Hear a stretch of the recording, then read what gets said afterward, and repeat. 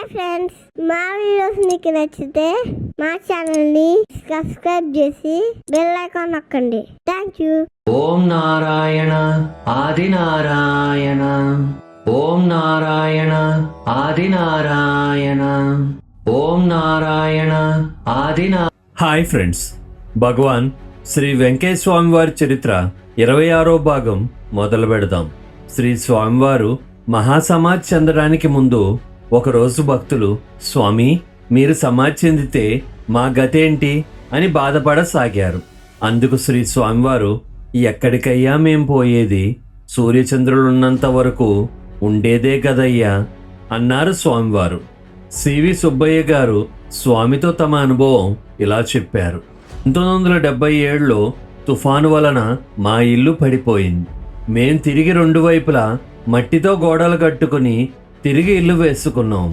1978లో తిరిగి తుఫాను వలన జీవితం 3 రోజులు బీభత్సానికి గురయింది. కరెంట్ లేదు. విపరీతమైన గాలి వలన మా ఇంట్లో గోడలు, అలాగే పక్కనే ఉన్న ఇళ్ళు ఊగుతున్నాయి. ఇల్లు వదిలి రాత్రిపూట ఎక్కడికి వెళ్ళలేని స్థితి. ఆ స్థితిలో నేను స్వామివారిని తలుచుకుని, స్వామి పోయిన సంవత్సరం ఇల్లు పడిపోయింది, కష్టాలకు గురయ్యాం, మళ్ళీ ఇప్పుడు కూడా ఇలాంటి పరిస్థితే చూస్తున్నాము.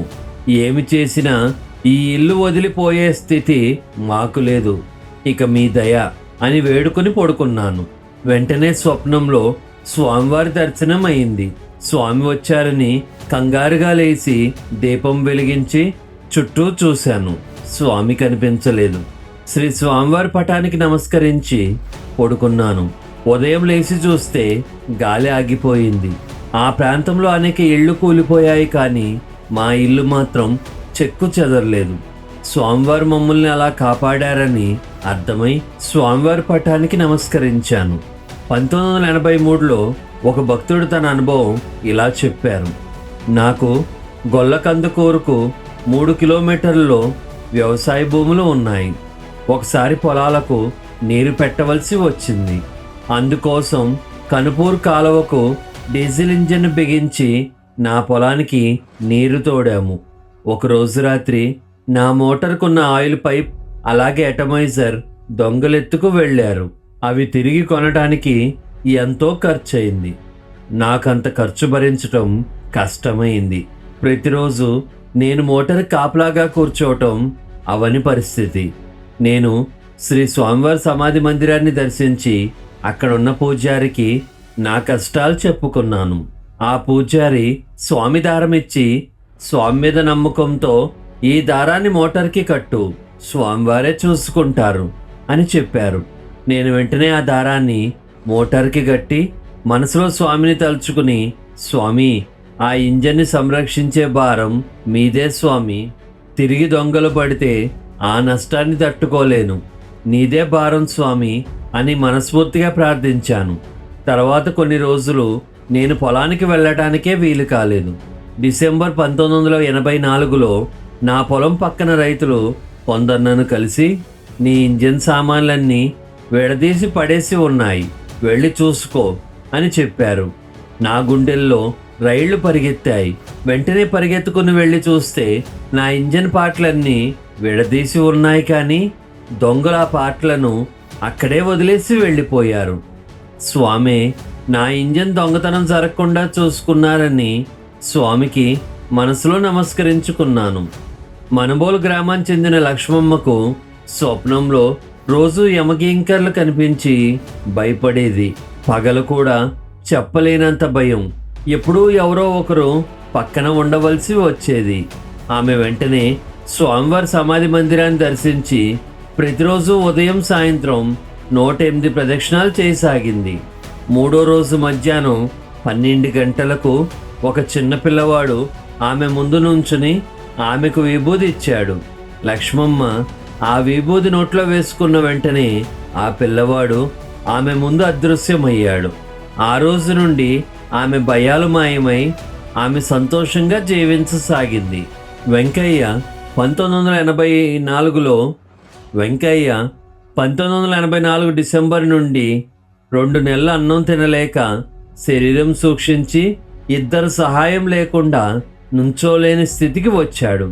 అతనికి దగ్గు ఆయాసంతో రక్తం కూడా పడసాగింది. ఎన్ని వైద్యాలు చేయించినా ఉపయోగం లేకుండా పోయింది. బంధువుల సలహా మీద అతను శ్రీ స్వామివారి సమాధి మందిరాన్ని దర్శించి తన సమస్య స్వామికి విన్నవించుకున్నాడు. ఆ రోజు అతని శరీరంలో కొంచెం ఓపిక వచ్చినట్లు అనిపించింది. 5వ రోజు రాత్రి శ్రీ స్వామివారు అతని కలలో అతని ఊపిరితిత్తుల్లో పెద్ద గెడ్డ చేత్తో నలిపివేస్తున్నట్లు, దాని నుంచి వచ్చే చీము రక్తం నోటి నుంచి కారుతున్నట్లు దర్శనమైంది. వెంటనే అతనికి మెలకువ వచ్చింది. అతనికి వెంటనే దగ్గు వచ్చి ఎప్పుడూ పడినంత కఫం, రక్తం, చీము పడింది. అతని ఆరోగ్యం మెరుగైంది.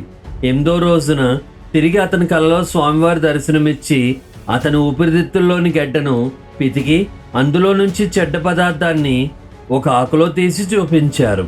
ఆ రోజు నుండి అతను పూర్తిగా కోలుకున్నాడు. బాదర్ మస్తాన్ గారికి 85 ఫిబ్రవరిలో రక్త విరోచనాలు అవుతున్నాయి. మద్రాస్ క్యాన్సర్ హాస్పిటల్లో వైద్యులు పరీక్షలు చేసి అతని క్యాన్సర్ ఉందని నిర్ధారించారు. వారు అతని పేగులు శస్త్రచికిత్స చేసి తొలగించాలని, తర్వాత ఆరోగ్యం మెరుగయ్యే అవకాశం ఉందని, లేకపోతే చావే అని చెప్పారు. ఇలాంటి వైద్యం కంటే చావే మేలనుకుని అతని ఇంటికి వెళ్ళి నాటు వైద్యాలు చేయించాడు. కానీ ప్రయోజనం లేకుండా పోయింది. ఆ సమయంలో శ్రీ స్వామివారు గుర్తుకు వచ్చి స్వామిని తలుచుకుని రక్షించమని వేడుకున్నాడు. ఆ రోజు రాత్రి అతని కలలో స్వామివారు మంచం పక్కన కూర్చున్నట్లు కల వచ్చింది. అతను వెంటనే నిద్ర మెలకు వచ్చి చూస్తే నిజంగానే శ్రీ స్వామివారు అతని మంచం పక్క నుండి లేచి వెళ్ళిపోతున్నారు. ఈ దృశ్యం చూసిన అతనికి నోట మాట రాలేదు, కాలు ఆడలేదు. ఈ సంఘటన జరిగిన కొన్ని రోజుల లోపు అతను పూర్తిగా కోలుకున్నాడు. తన జీవితాన్ని కాపాడినందుకు మస్తాన్ గారు మనసులో శ్రీ స్వామివారికి నమస్కరించుకున్నాడు. రాజయ్యం గారి జీవితంలో అపెండిసైటిస్, ట్యూబెక్టమీ శస్త్రచికిత్సలు జరిగాయి. 1985లో కడుపులో నొప్పిగా ఉండి అన్నం తింటే డోకు, ఎప్పుడూ తలనొప్పిగా ఉంటే వైద్యులను సంప్రదించింది. వైద్యులు పరీక్షించి కడుపులో గెడ్డ ఉందని, బ్రతకడం కష్టమని చెప్పారు. బంధువులు చెప్పడంతో ఆమె శ్రీ స్వామి సమాధి మందిరంలో ఉంటూ ప్రతిరోజు 108 ప్రదక్షిణాలు చేస్తూ ఆశ్రమం పనుల్లో సహాయం చేయటం మొదలుపెట్టింది. నిదానంగా ఆమె అన్నం తినటం మొదలుపెట్టింది. 5వ రోజు శ్రీ స్వామివారి సేవకులు తులసమ్మ గారు స్వప్న దర్శనమిచ్చి బంగాళదుంప తీసుకోమని చెప్పారు. ఆమె అలానే చేసింది. ఆరోగ్యం బాగుపడింది. కానీ ఇంటికి వెళ్ళమని స్వామి చెప్పలేదని ఆశ్రమంలోనే ఉండిపోయింది. కొన్ని రోజుల తర్వాత శ్రీ స్వామివారి మందిరం పూజారి స్వప్నంలో కనిపించి, నీకు జబ్బు లేదు, ఎప్పుడూ ఆరోగ్యంగానే ఉంటావు అని చెప్పారు. కొన్ని రోజుల తర్వాత ఆమె స్వప్నంలో శ్రీ స్వామివారి సేవకుడు కనిపించి, ఇదిగో నీకు ఈ ఆకు ఇస్తున్నాను, ఈ ఆకు నీ హస్తాల మీదుగా ఎవరికైనా ఇస్తే వారు ఆరోగ్యవంతులు అవుతారు అని చెప్పి అదృశ్యమయ్యారు. తర్వాత ఆమె ఇంటికి చేరింది. ఆమె ఇంటికి చేరిన కొంతకాలానికి ఆమెకు మంచి ఉద్యోగం వచ్చి బ్రతుకు తెరువు కూడా చూపించారు స్వామివారు. సుబ్బరామయ్య సిద్ధమ్మ దంపతులకు వివాహం జరిగి 8 సంవత్సరాలు అవుతున్నా సంతానం కలగలేదు. ఎన్ని వైద్యాలు చేయించినా ప్రయోజనం లేకుండా పోయింది. ఒకసారి సిద్ధమ్మ గారిని నెల్లూరు వైద్యశాలలో చేర్పించారు. ఆమెకు తీవ్రమైన జ్వరం వచ్చి వారమైనా తగ్గలేదు. ఆమె వైద్యశాల వదిలి ఇంటికి వచ్చింది. ఇక ఏమి జరిగినా శ్రీ స్వామివారిని నమ్ముకుంటాను అనుకుని స్వామివారి సమాధి మందిరానికి బయలుదేరింది. ఇంట్లో వారు ఆమె స్నానం చేయటానికి వేడి నీళ్లు పెట్టడానికి ప్రయత్నం చేశారు. అగ్గిపెట్టంతా అయిపోయింది కానీ పొయ్యి వెలగలేదు. ఆమె విసుగు చెంది, నేను చచ్చినా పర్వాలేదు, నేను కోనేట్లో స్నానం చేసి స్వామివారి ప్రదక్షిణం చేసుకుంటాను అనుకుని అలాగే స్నానం చేసి స్వామివారి సమాధి మందిరానికి ప్రదక్షిణం ఆచరించింది. వెంటనే ఇన్ని రోజులుగా ఆమెను బాధించిన జ్వరం మాయమవటం గమనించి స్వామివారి మీద నమ్మకం పెరిగి, స్వామివారు నాకు సంతానం ఇచ్చేదాకా నేను స్వామిని సేవిస్తాను అని దీక్షగా తన అన్నం తానే వండుకుని తింటూ స్వామివారి ఆశ్రమంలోనే చెట్ల కింద నివసిస్తూ స్వామిని స్మరిస్తూ ప్రతినిత్యం 108 ప్రదక్షిణాలు చేయసాగింది. ఒకరోజు ఆమె స్వప్నంలో ఒక పంది పొలాల్లో పడితే రైతులు ఆ పందిని పట్టుకొని కొడుతున్నారు. ఆమె వెళ్ళి ఆ పందిని కొట్టవద్దని వేడుకుంది. ఆ సమయంలో స్వామివారు అక్కడికి వచ్చి, దీనివలనే నీ కష్టాలు వచ్చాయి, దీన్ని బ్రతకనివ్వకూడదు అని చెప్పి ఆ పందిని శ్రీ స్వామివారు సముద్రంలో వేశారు. ఇలా 35 రోజులు గడిచిన తర్వాత స్వామివారి సంతానం గురించి ఎటువంటి సూచన ఇవ్వలేదని ఆమె చాలా బాధపడసాగింది. ఆ వేదన వలన ఆమె దుఃఖిస్తూ తిండి నీరు త్రాగటం మానేసింది. ఆ రోజు రాత్రి స్వామి భక్తులైన బుచ్చయ్య గారు ఆమె కలలో కనిపించి ఆమె గాజులు తొడిగినట్లు కల వచ్చింది. కానీ ఆమె స్వామి నాకు నిజ రూపంలో దర్శనమిచ్చి ఏమీ చెప్పలేదనుకుని బాధపడసాగింది. మరుసటి రోజు శ్రీ స్వామివారు ఆమెకి స్వప్న దర్శనమిచ్చి పిడికెడు ఒక్కలు ఆమె పవిటి కొంగులో వేస్తూ, సంతానమిచ్చాను, ఇక అన్నం తినమ్మా అని ప్రేమగా పలికారు. ఆ కలతో ఆమె దీక్ష విరమించుకుంది. స్వామి కలలో చెప్పినట్లే ఆమెకి సంతానం కలిగింది. ఆ బిడ్డకు స్వామివారి పేరు పెట్టాలని దంపతులు అనుకుంటుంటే శ్రీ స్వామివారు తిరిగి స్వప్న దర్శనమిచ్చి, మొదటి సంతానానికి మీ కులదైవం పేరు పెట్టుకో, రెండో సంతానానికి నా పేరు పెట్టుకో అని సెలవిచ్చారు. ఆమె అలానే చేసింది.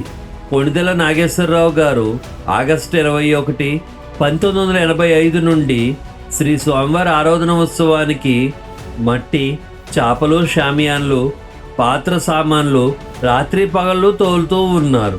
23వ తేదీ రాత్రి నెల్లూరు నుండి పూలమాలలు, అరటి పిలకలు మొదలగు సామాన్లు ట్రాక్టర్లో తోలుతున్నారు.